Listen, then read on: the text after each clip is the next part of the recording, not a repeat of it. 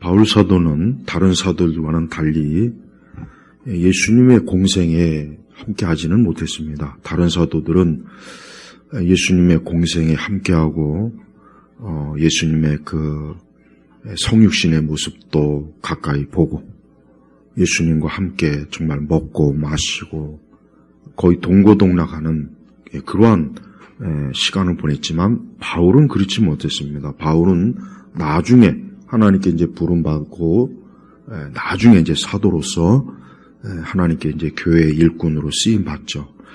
그러나 우리가 알다시피 우리가 신약성경 전체에서 바울은 예수님에 대해서 가장 많이 증거한 기록, 성경의 영감의 기록을 남겼어요. 하나님께서는 비록 바울을 나중에 불렀지만 그러나 바울에게 굉장히 큰 사명을 주는데 그게 뭐냐면 이제 교회를 신약 교회 체계를 세우는 거예요. 그래서 바울은 교회에 그 초석을 놓는데 절대적인 그러한 일을 한 사람입니다. 그래서 한때 자유주의 신학자들은 굉장히 심각하게 우리가 알고 있는 기독교는 바울이 만든 거다. 그렇게까지 할 정도로 이 바울의 영향은 너무나 큽니다. 그래서 이제 복음주의 학자들이 그 자유주의 학자들의 그러한 이 기독교가 바울이 만든 종교다. 이제 그렇게 하는 거에 대해서 신학적으로 굉장히 방어를 많이 했습니다. 그래서 바울 종교의 기원이라는 메이첸의 책도 그것 때문에 쓴 책이에요. 왜냐하면 자꾸 기독교는 바울이 만든 거다. 그럼 기독교가 바울이 만들었으면 예수님 믿을 필요가 없는 거예요. 얘기가 그렇게 되는 거예요, 결국은. 그러니까 사실은 바울 종교의 기원은 누구냐? 예수님이에요. 그러니까 이거는 분명히 우리가 알아야 돼요. 바울은 자기 자신에 대한 것들을 얘기하지 않고 오직 예수님에 대해서 얘기했어요. 예수님. 오늘날 근데 기독교는 예수님하고는 상관없는 기독교예요. 그리스도가 없는 기독교예요. 인기 있는 강사, 설교자, 기독교의 유명한 사람들 보면은 예수님에 대해서 얘기하는 게 아니야. 그냥 예수님을 하나의 거침대로 놓고 자기 하고 싶은 말을 하는 거예요. 인간의 욕망, 정욕, 이 세상의 영화, 영광. 그래서 결국 그걸 얘기하려고 하는 거지 예수님에 대해서 조금 더 관심이 없어요. 그리고 교회에 오는 사람들도 예수님에 대해서 관심이 없어요. 그들은 예수님에 대해서 듣고 싶어 하지 않아요. 그냥 예수님은 적당하게 언급하고 나머지는 뭡니까? 사람에 대해서 얘기해 달라는 거예요. 그래서 인간의 마음, 사람의 어떤 자아 실현, 내적 치유, 온갖 쓰잘데없는 것, 드러나 마나한 것, 그게 듣고 싶지도 않은 것들을 자꾸 얘기해요. 들어보면은 하나님에 대해서, 예수님에 대해서 그거 아니에요. 그거는 그냥 하나의 구색 맞추기일 뿐이에요. 그러나 바울은 그렇지 않아요. 바울은 자기가 가진 모든 지식을 설령 다 버린다 해도 그는 예수님에 대해서 말하고 예수님을 드러내는 게 자기의 소명을 사명을 했습니다. 그리고 바울은 예수님에 대해서 무엇을 또 무엇에 집중했냐? 바로 오늘 말씀처럼 너희 안에 이 마음 곧 그리스도 예수님의 마음을 품어라. 그래요. 예수님에 대해서 관심 갖는 사람이 가장 예수님에 대해서 제일 관심을 뭘 갖냐? 예수님의 능력이에요. 그것도 지금 큰 문제예요.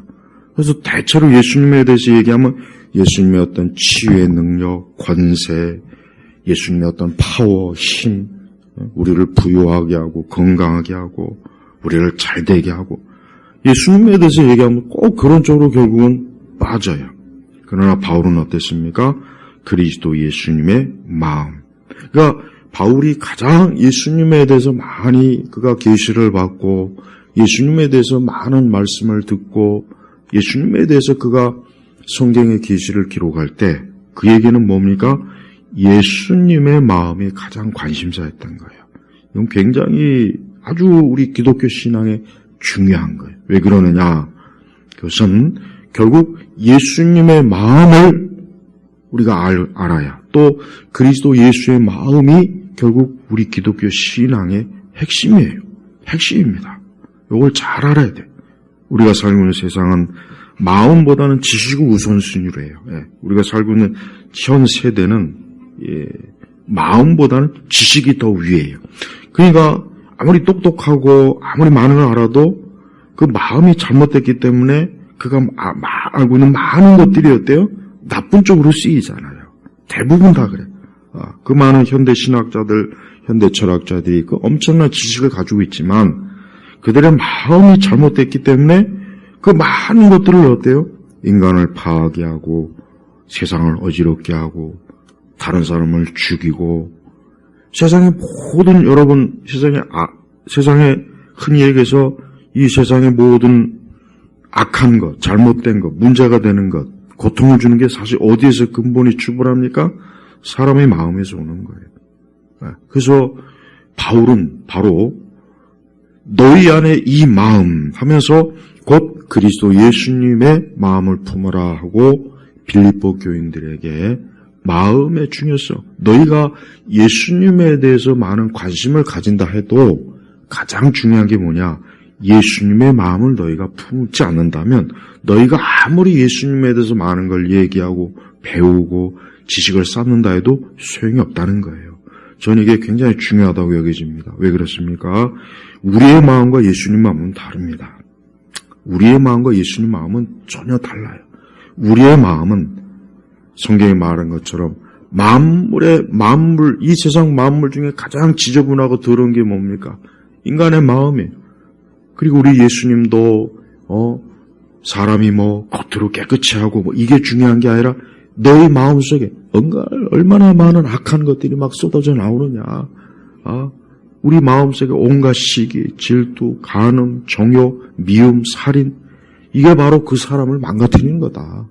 예수님도 그렇게 말씀하셨어요. 그러니까 예수님도 벌써 이미 인간의 마음의 부패성과 타락을 정말 심각하게 거론한 거예요. 바울도 역시 그래요. 너희 안에 이 마음, 바울은 예수님의 모습, 예수님의 어떤 다른 걸 본받으라고 하지 않았어요. 다른 걸 품으라고 하지 않았어요. 예수님의 이적과 능력을 품어라, 권세를 품어라, 그런 게 아니라 바로 뭡니까? 마음, 예수님의 마음. 그래서 우리 성도들은 예수님의 마음을 품는 거에 대해서 우리의 신앙이 여기에 큰 초점을 맞춰야 돼요. 우리의 신앙의 초점은 예수님이에요. 여러분 이거는 아무리 시간이 많이 가도 아무리 어떤 형태의 기독교라도 이게 가장 핵심이에요. 그래서 우리 성도들이 언제나 너희 안에 이 마음. 그래서 여러분 우리가 그렇습니다. 잠언에서도 계속 말하고 거론하는 거지만 성경 전체에서는 우리의 마음에 대해서 많은 걸 다뤄요.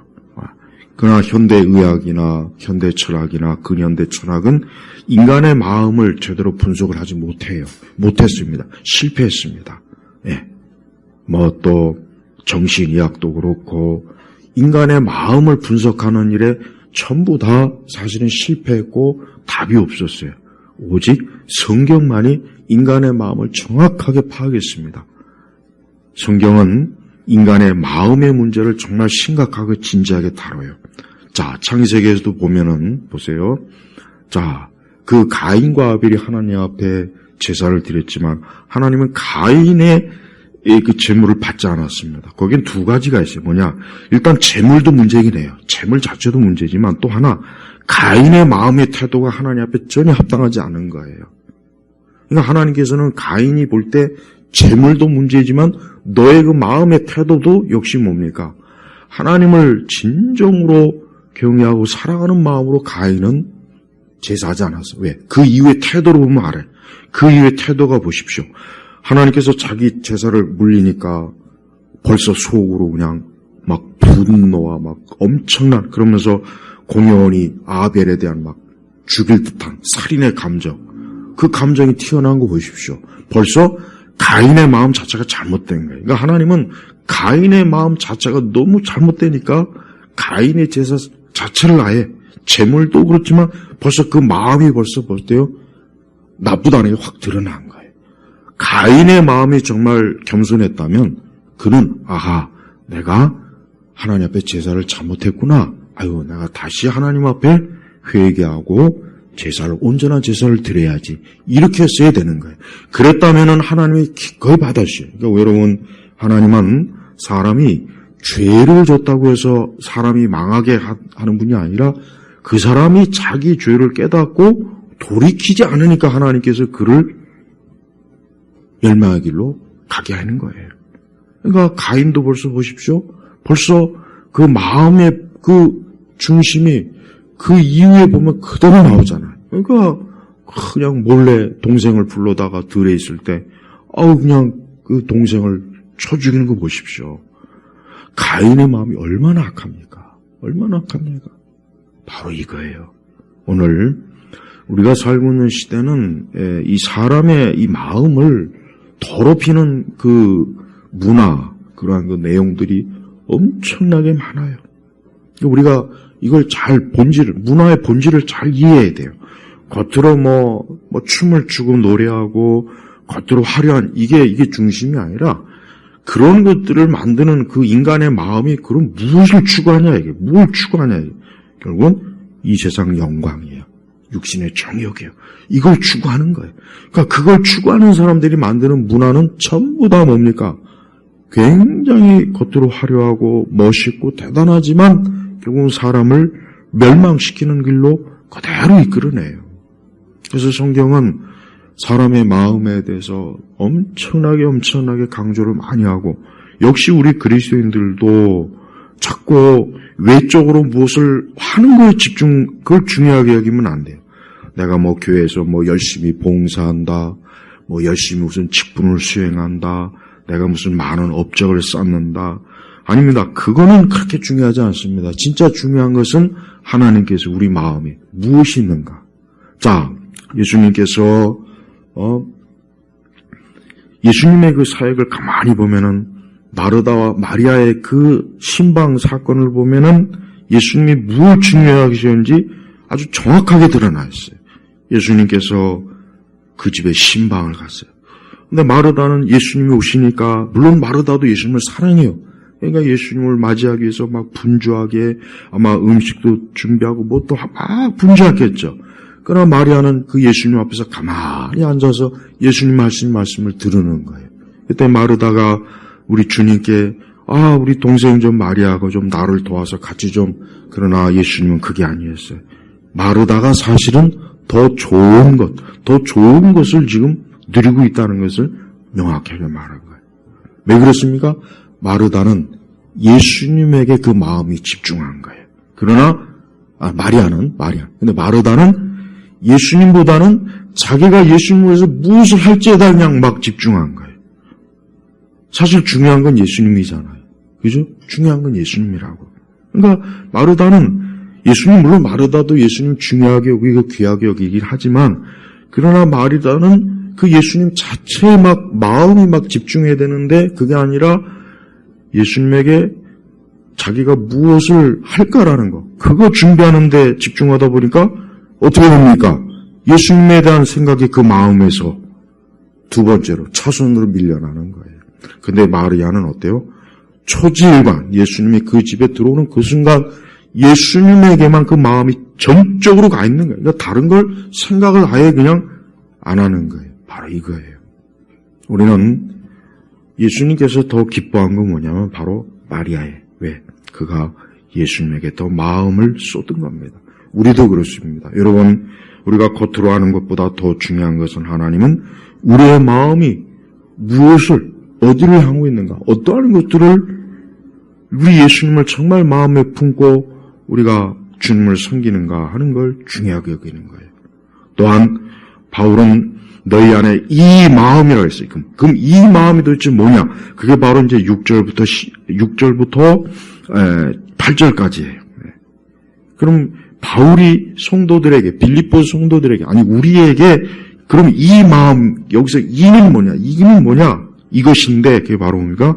6절, 7절, 8절 바로 그거예요. 자 보십시오. 6절에 보면 그분께서는 본래 하나님의 형상이면서도 그러니까 본래 예수님의 본래적 신분이 뭡니까? 하나님이란 얘기예요. 쉽게 얘기하면 하나님이다, 이거 하나님. 예. 이 복잡하게 형상이나 뭐 원어나 이런 거 결국 뭐냐면 하나님이다. 예수님은 하나님이시다. 그 얘기예요. 지금 정확하게 이걸 주의하면. 그러니까 바울은 예수님은 하나님이시다. 하나님이시다. 예수님은 절대 피조물이 아니에요. 이걸 잘 이해해야 돼요. 얼마나 많은 이단들이 예수님은 피조물이다. 예수님은 우리보다 약간 우월한 존재다. 그분은 하나님께서 만드신 제1의 피조물이다. 언뜻 듣기에는 꼭 그럴듯하죠. 그래서 여호와의 증인이나 이런 온갖 잡단 이단들이 예수님에 대해서 잘못 말한 거 조심해야 돼요.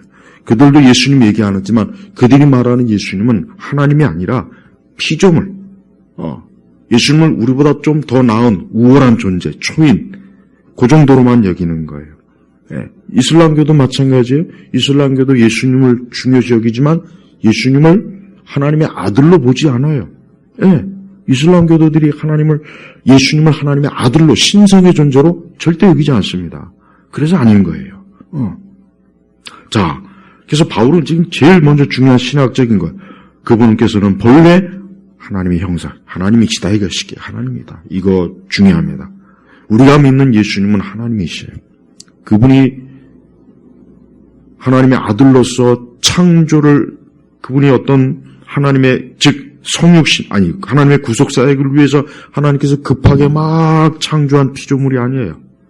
원래는 하나님이 아니셨는데 하나님의 거대한 구속사역을 하기 위해서 하나님이 급조한, 마치 아담을 창조한 것처럼 창조한 게 아니고, 그래서 본래.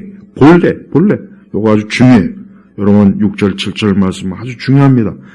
바로 본래 하나님인데 그런데도 하나님과 동등되심을 취하려 하지 않으시고, 여기서 우리가 예수님의 마음을 볼 수가 있습니다. 뭐냐면 예수님은 원래부터 하나님이시고 그 영광이나 지혜와 능력이 하나님이세요. 하나님과 동등하세요. 그럼에도 불구하고 예수님이 어때요? 하나님의 그 영광의 거룩한 속성을 잠시 멈춘 거예요. 이게 바로 뭡니까? 예수 그리스도의 낮아지심입니다. 여러분, 인간의 속성은 어떻습니까? 인간의 속성은 자기의 모든 능력을 다하고 없는 능력까지 끌어당겨서 자기를 높이고 자기를 숭배하고 자기를 영광스럽게 하려고 하는 게 인간의 속성인데, 예수님은 어때요? 오히려 원래 하나님이신데 그분이 어때요? 하나님과 동등되심을 취하려 하지 않고, 하나님과 원래 같은 자리이지만 그분은 자기 자신이 스스로 하나님의 그 능력을 제한하신 거예요. 일부를 제한하셔서 그분이 낮아지신 거예요. 여기서 우리가 예수님의 이 마음의 첫 번째 뭡니까? 그분은 자기 스스로 높아지려 하지 않고 오히려 성부 하나님을 높이는 일에 예수님의 스승이 철저하게 낮아진 거예요. 성부와 성자 성령 간에는 어떤 다툼이 없습니다. 불화가 없습니다. 싸움이 없습니다. 대결이 없습니다. 서로 간에 긴장이 없어요. 성부, 성자, 성령 삼위일체 하나님은 영원 전부터 서로 사랑과 하나님의 영원한 사랑 안에서 존재하시는 분들이에요. 그래서 그 사랑을 마음껏 누리는 분이에요. 부족함이 없어요. 근데 제 두 번째 인격 되시는 하나님의 아들 예수님께서 어때요? 그 하나님의 자리에서 내려오셔서 7절에 보니까 도리어 자신을 비워 종의 형체를 취하여, 아까는 원래 하나님의 형상인데 여기서 뭐라 했습니까? 종의 형체를 취하여 사람들과 같이 되셨으며, 이게 중요한 겁니다. 사람들과 같이 되셨으며. 자, 예수님을 단순히 사람으로 위장한 것이다. 예수님의 인성은 잠깐 꾸며낸 것이다. 그렇게 얘기하는 이단자들이 있는데 그게 아니라 예수님은 진짜 사람이 되신 거예요. 그래서 예수님의 신성이 완전한 인성과 결합이 된 것입니다. 그래서 사람의 모양으로 나타나셨어. 그러니까 말씀이 육신이 되셨다. 요한복음 나오죠? 바로 이거예요. 이게 중요합니다. 왜? 예수님께서 그럼 왜 종의 형체를 취하여 사람들과 같이 되셨고 왜 사람의 모양을 나타내셨을까? 그것은 바로 자기 자신이 십자가의 희생 제물이 되기 위한, 완전한 희생 제물이 되기 위해서 반드시 이랬어야 되는 거예요. 예수님이 만약에 나는 내가 그냥 뭐 할 수 없이 구속사에게 내가 하긴 하겠지만 내가 어떻게 저런 저런 천한 인간의 모습을 취할 수 있겠냐? 저거는 좀 안 하고 내가 할 수 있는 길이 없겠냐? 만약 그렇다면 어떻게 되겠어요? 없어요. 안 돼요. 안 되는 거예요. 그러니까 영원전에 하나님께서는, 성삼위 하나님께서는 인간의 구속에 대해서 성삼위 하나님께서 이 모든 것들을 처리하실 때 제 두 번째 위격 되시는 우리 예수님께서 하나님의 그 자리에서 내려와서 인간의 형상을 그대로 취하셔갖고 사람의 모양, 사람이에요. 예수님은 두 가지, 여기서 형체라고 했을 때 두 가지가 있어요. 여러분 헬라어는 우리가 성경 어떤 분들은 성경 헬라어 원어만 알면 다 되는 줄 아는데 그게 아니라 헬라어는 같은 단어도 여러 의미가 있어요. 그래서 왜 어떤 원어 분석을 하면은 어떤 사람 이렇게 얘기하고 왜 저렇게 얘기하냐? 같은 단어도 의미가 틀려버려요. 그래서 진짜 이거 잘 공부를 해야 돼요. 이 형체라는 것도 두 가지가 있습니다. 뭐냐? 이것도 두 종류예요, 사실은. 예수님의 겉모습은 형체는 변하는 형체예요. 예수님도 어린 시절이 있었죠. 어린아이같이. 그러나 시간이 지나면처럼 우리가 똑같이 나이가 먹어가잖아요. 그래서 얼굴도 변하고 성인이 모습되죠. 그건 변하는 형체예요. 그러니까 또 하나의 형체는 뭐냐? 변하지 않는 거. 이건 우리도 똑같아. 이건 우리 똑같은 거예요. 우리가 설령 아무리 나이를 먹고 아무리 시간이 지나고 늙고 그래도 우리 안에 본질은 어때요? 여전히 나예요. 자, 여기 우리 아기가 있어요. 얘가 이제 20살이 됐으니까 얘가 5살 때 우리 아이가 아니구나. 그렇게 말할 부모가 있습니까? 없잖아요. 똑같은 거예요. 그러니까 여기서 형체라고 말한 것은 예수님도 역시 우리와 똑같이 어머니의 자궁 속에서 말 그대로 죄 없는 그 상태에서 이 땅에 나오셨어요. 그래서 우리 예수님도 어머니의 품에서 젖을 먹고 기저귀도 갈고 우리와 똑같이 아기같이 똥오줌도 싸고 그랬을 거예요. 그러나 시간이 지나면서 소년이 됐고 청년이 되고 장년이 된 거예요. 그 형체가 어때요? 변했잖아요. 그러나 예수님의 그 완전한 인성은 고스란히 흠없는 형체로 그대로 남은 거예요. 바로 여기서 말하는 형체는 그걸 얘기합니다. 그러니까 예수님을 완전한 인간으로서 봐야겠지만 또 한편으로 그분은 우리와 또 다른 점은 뭐냐? 그분은 조금 더 죄의 오염을 받지 않은 거예요. 이게 중요한 겁니다. 예수님은 조금 더 그분의 인성에 어때요? 흠이 없어요. 아주 흠이 없어요. 단 하나의 흠이 없는 거예요. 그래서 비록 종의 형체이고 하나님의 능력을 몇 가지 능력을 스스로 제한했지만서도 그분은 우리가 알아야 될 게 바로 바울이 그걸 얘기하는 겁니다. 그럴지라도 예수님은 하나님이시다. 근데 이 하나님께서 이렇게 스스로 낮아지시고 자기를 어떻게 보면 자기 비하, 자기 스스로가 낮아진 거예요. 근데 여러분 우리가 이걸 잘 알아야 됩니다. 자, 여러분 영국에 지금 여왕이 이제 이렇게 죽고 영국 사람들이 자꾸 이제 근현대에 들어와서 아니 뭐 하려고 지금 세상에 저렇게 왜 왕가를 왜 유지해야 되느냐? 세금도 많이 먹고 또 그 아들들이라고 뭐 영국 왕실이 콩가루 집안이잖아요. 뭐 하나 본받을 게 없는데 저걸 왜 우리가 하냐 하고 막 그냥 이제 왕의 핏줄이니 뭐니 이런 게 어딨냐? 막 이렇게 이제 국민들이 막 이제 거부 반응이 점점 강해지잖아요. 그래서 앞으로 학자들이 한 100년 정도 뒤면 영국 왕실도 아마 없어질 거다. 뭐 이렇게 얘기를 해요. 자, 보십시오. 지금 시대 사람들은 이 말을 우리도 마찬가지예요. 지금 이 말을 잘 이해를 하기가 어려울 거예요. 뉘앙스가 있어요. 자, 옛날 사람들은 왕의 핏줄은 하늘이 내었다는 생각을 딱 가지고 있어요. 그러니까 하늘이 낸 거예요, 왕은. 그러니까 왕은 아무나 되는 게 아니라 원래부터 왕의 핏줄은 따로 있다. 이게 옛날 왕조 시대 사람, 우리 조선시대 사람도 다 그랬어요. 다 그런 생각 가지고 있는 거예요. 그러니까 사실 이 빌립보서를 보고 있는 대부분은 아마 유대인일 겁니다. 이방인도 물론 있긴 있는데 어쨌든 이방이든 유대인이든 하나님의 아들, 왕, 어쨌든 왕 중 왕이신 그분이 어떻게 인간의 형상, 그 천한, 자기가 생각해도 그 천한 걸 어떻게 취할 수 있느냐, 이 생각이 다 들어있어요. 그래서 바울이 굉장히 이거를 왜 세밀하게 얘기하느냐, 바로 맞다. 너희들이 생각하기에 너희들이 지금 왕의 심은 왕의 핏줄이 특별하다고 여기겠지? 그래, 하물며 하나님의 아들이신 그분이 우리와 같은 사람으로 이 땅에 오셨다는 것을 생각해봐라. 얼마나 이분이 우리를 위해서 나 자신을 한번 생각을 해봐라 이거예요. 그래서 그거를 잘 이해한 이 당시 처음에 빌립보 교인들은 아마 깜짝 놀랐을 거예요. 왜? 놀랄 수밖에 없거든.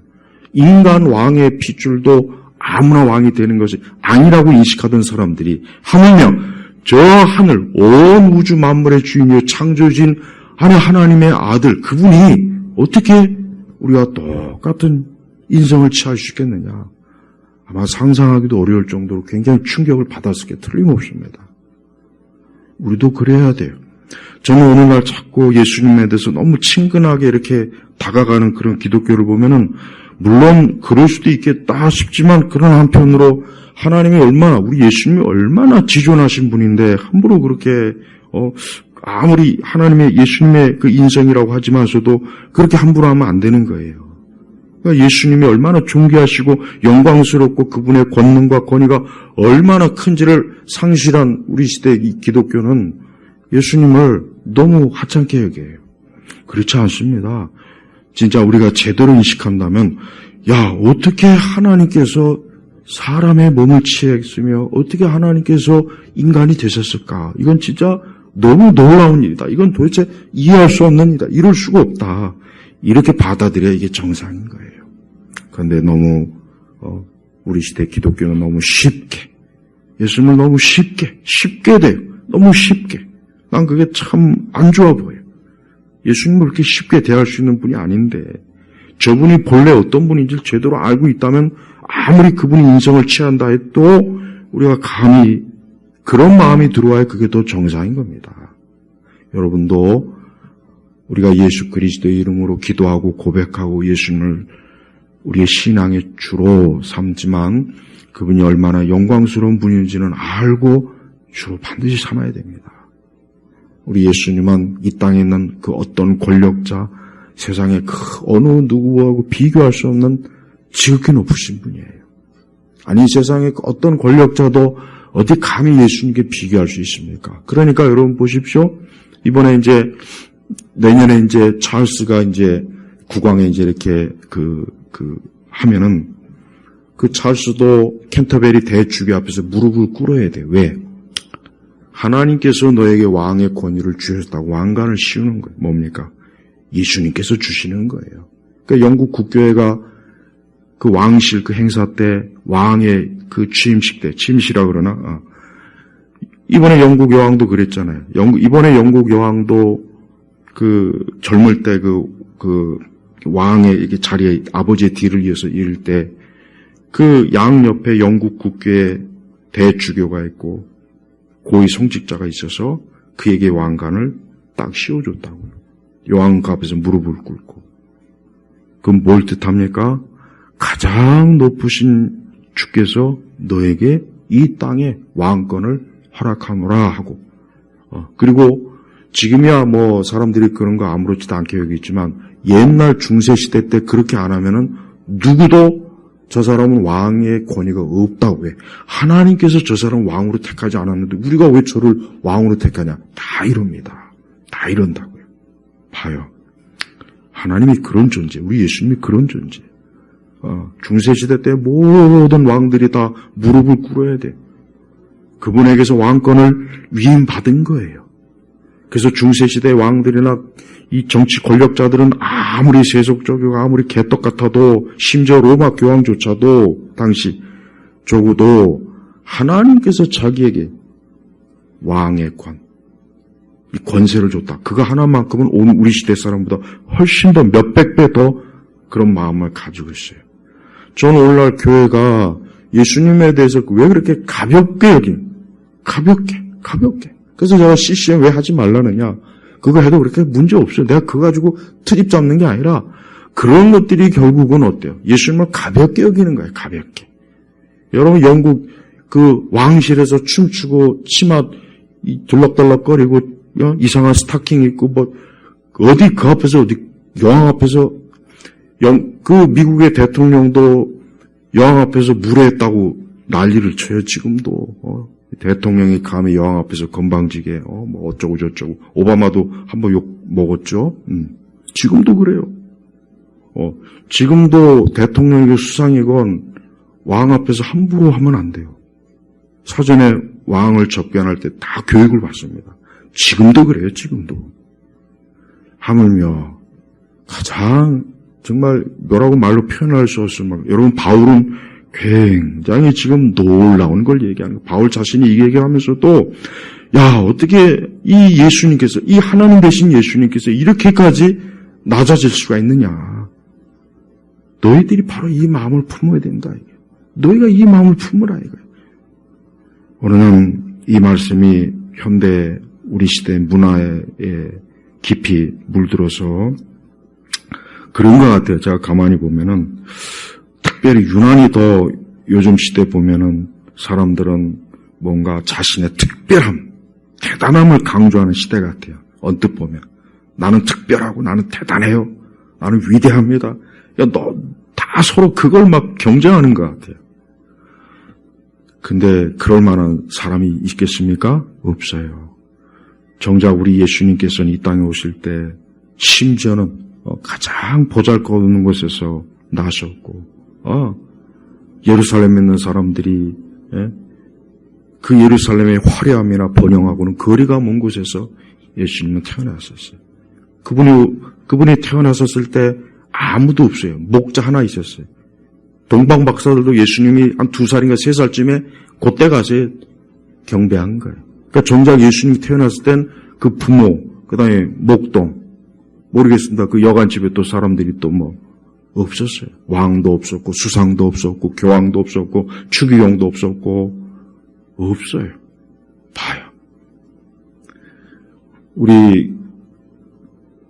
그러니까 이 시대의 기독교는 자랑하는 기독교예요. 내가 보니까 자랑하는 기독교. 자랑하는 것. 저는 기독교가 자랑하는 그 순간부터 하나님의 영광을 잃어버린다고 생각합니다. 여러분, 로마 교회가 왜 타락했는지 아세요? 자랑하는 그 순간부터 타락한 거예요.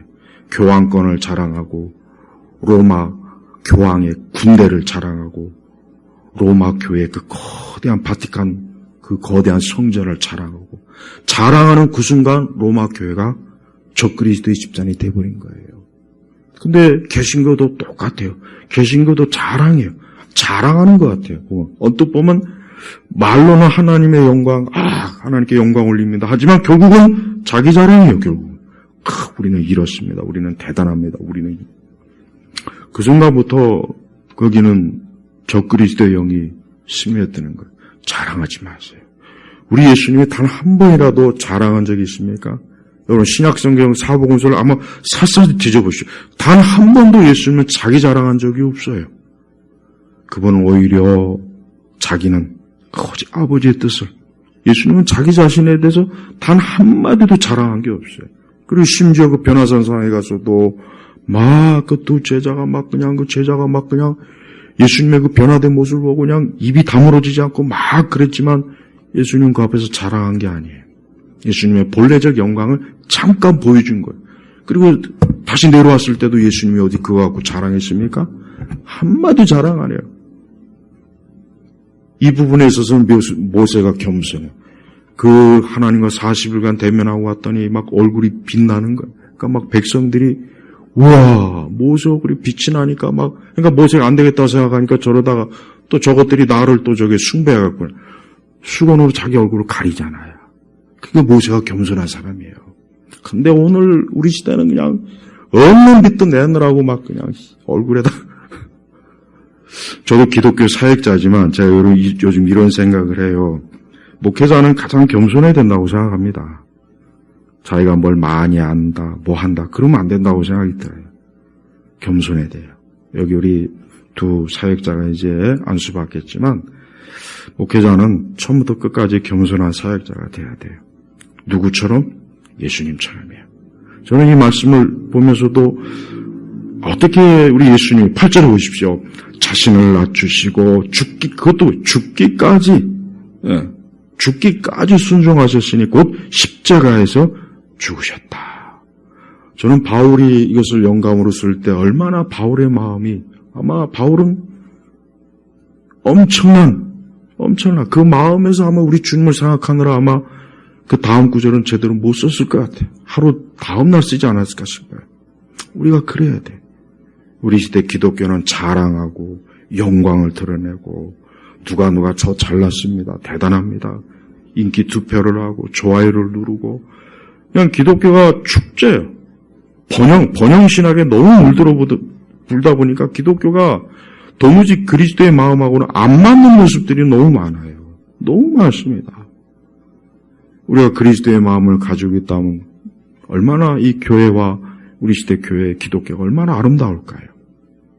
여러분, 세상이 기독교를 비판할 때 사실 좋아 보이진 않아요. 좋아 보이진 않는데 한 가지, 왜 세상이 저렇게 기독교를 비판할까? 그 중에 하나의 요소는 뭐냐면 자기들이 보기에도 교회, 기독교가 너무 세상 영광을 자랑하는 거예요. 여러분, 세상 사람들도 종교는 적어도 기본적으로 이래야 된다고 하는 뭔가는 있어요. 자기들은 그렇게 하지도 못하면서. 근데 우리가 그 기준에서 많이 떨어지는 거예요. 여러분, 종교는 위세를 부리면 부를수록 그 종교는 망해요. 고려 400년 넘는 동안 불교 보십시오. 왜 이성계하고 이시 건국자들이 왜 불교 무너뜨린지 아세요? 400년 동안 내내 이게 불교가 그냥 막 지 잘났다고 막 왕실이고 뭐고 눈에 뵈는 게 없었거든요. 그러니까 이성계가 가만히 생각해보니까 유교 성리학도 성리학이지만 저것들 내버려뒀다가는 자기 나라도 세워보기도 전에 불교가 그냥 이 조선을 점령할 것 같으니까. 그래서 그냥 불교 억불 정책을 그래서 쓴 거예요. 종교는 자랑하는 그 순간 무너집니다. 여러분, 기독교는 절대 자랑하면 안 돼요. 근데 우리 기독교도 벌써 수십 년 전부터 자랑하는 종교가 되어버렸어요. 우리가 이렇게 거대합니다. 대단합니다. 우리 이렇게 많이 모입니다. 우리가 이렇게 기독교 사역 많이 합니다. 자랑하는 거예요, 자랑. 여러분, 그런 자랑이 무슨 의미가 있겠어요? 근데 정작 예수님은 자랑한 게 없어요. 오히려 낮추시고 죽기까지 순종하셨으니 곧 십자가에서 죽으셨다. 여러분, 이게 자랑입니까? 아니죠. 예수님은 가정 모욕과 수욕과 부끄러움을 다 당했어요. 있는 거 없는 거 다 당했다고요. 그게 결국 십자가에 죽으셨지 않습니까? 이게 기독교입니다. 우리는 이러한 예수님을 우리가 믿는다. 예수님을 나의 구세주다. 예수님이 나의 구원자라고 하지만 우리는 예수님의 마음하고는 너무 먼 세상 자랑, 세상 영광, 또 우리 마음의 온갖 악한 것, 이런 것들을 우리가 품고 있지 않습니까? 여러분, 그리스도 예수님의 마음을 품어야 돼요. 자꾸 예수님을 이용해서 현세 부와 영광과 세상 능력과 이런 걸 품으려고 하지 말고 우리 예수님의 이와 같이 저 하늘의 영원한 영광에서 있던 분이 우리 죄인들을 의인들도 아니고 죄인들을 위해서 이 땅에 오셨으니 얼마나 우리 주님이 낮은 자리에 오셨습니까? 그리고 결국은 죽으셨다. 고난받고 죽으셨잖아요. 그렇습니다. 우리도 예수님께서 이러한 마음을 가지고 이 땅에 오시고 공생애를 하시고 지금도 우리 예수님은 이러한 마음으로 우리를 대하셔요. 우리 예수님의 마음이 이러한 마음이 아니었다면 우리가 어떻게 용서받습니까? 어떻게 우리가 하나님께 사랑받습니까? 어떻게 우리 같은 죄인이 여전히 많은 죄가 있는 우리가 하나님의 자녀로 우리가 어떻게 입양이 될 수가 있겠어요? 안 되는 거예요. 안 되는 겁니다. 우리가 다른 건 몰라도 그리스도 예수님의 마음을 품는다면 그 사람은 하나님 나라에서 가장 큰 자예요. 자꾸 이 땅에서 그리스도를 위해서 무슨 업적을 세웠다. 자꾸 그걸 자랑하는데 그런 자랑 자꾸 하면 안 돼요. 그거 지금 하면 안 되는 거라고. 그게 자기가 세운 게 아니야, 정작. 하나님이 세운 거, 주님이 세운 거, 그거 다. 자랑하면 안 돼. 우리는 오늘 이 말씀처럼, 오늘 이 말씀은 사실 더 많은 의미도 많아요. 더 많은 의미들을 사실 많습니다. 그걸 다 표현을 못 하겠어요. 다만, 우리 예수님 이렇게 자기를 낮추고 죽기까지 순종하셨으니 그 십자가에서 죽으셨다. 예, 가장 끔찍하고 흉측하고 소름 끼치고 아주 사람들이 생각도 하게 하는 싫어하는 그 십자가에서 죽으셨다. 이거 한마디로도 예수님이 얼마나 이분이 정말 더 이상 낮아질 수 없을 만큼 낮아졌다는 것을 알 수가 있어요. 우리가 인생을 살아갈 때 많은 일을 겪고 많은 일들이 생기고 많은 이런저런 일을 부딪힐 때마다 꼭 이 말씀을 기억하셔서 우리 주님이 날 위해서 이렇게 십자가에서 죽으시고 갖은 모욕과 고통을 다 당했는데 내가 나라고 하는 것을 드러내고 나라고 하는 것을 유세 부리고 자랑하고 나를 높인다는 건 그건 있을 수도 없다. 꼭 요 생각을 해야 돼요. 누가 나를 핍박하고 조롱하고 욕해도 그냥 그래 나는 그럴만하다 그렇게 여기는 게 좋습니다. 매사에 그러면 좋아요. 그 사람이 바로 그리스도 예수의 마음을 품는 사람이에요. 오늘 우리 시대는 예수님의 마음을 품은 사람은 좋고 그냥 예수님을 발판으로 이용해서 성공하려고 아주 그냥 어떻게 하면 성공하려고 어떻게 하면 인기 얻으려고 어떻게 하면 막 유명한 자가 되려고 그런 사람들은 많아요. 그 예수님하고는 아무 상관이 없어요. 저는 우리 예일교회 모든 성도들이 그리스도 예수님의 마음을 품은 참 복된 성도가 되길 주의 이름으로 축복합니다. 기도하겠습니다. 아버지 하나님, 우리는 주님 앞에 참 보잘것없고 아무것도 아닙니다. 오늘 이 말씀처럼 그리스도 예수님의 마음을 품도록 하나님 우리의 마음과 생각과 우리의 모든 것들을 성령 하나님께서 복되게 하소서. 특별히 우리 예일교회 교우들이 지금같이 이렇게 사납고 드세고 악하고 온갖 제약들이 화산이 폭발하는 것처럼 폭발한 이때 그럴 때일수록 그리스도 예수님의 마음을 품은 우리 성도들이 되게 하소서. 예수 그리스도의 이름으로 기도 올렸습니다. 아멘.